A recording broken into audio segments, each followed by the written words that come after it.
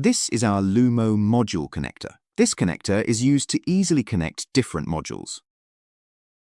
The module connector attaches to the socket or the spacer by inserting it this way. Before connecting, make sure to remove the pin from the socket. Both the module connector and the socket or spacer are equipped with magnets that guide and secure the connection. The module connector will lock into position automatically once it is close enough to the socket or spacer.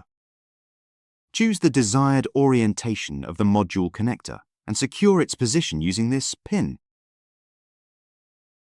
Make sure that you insert the pin from the correct side and that it is inserted fully.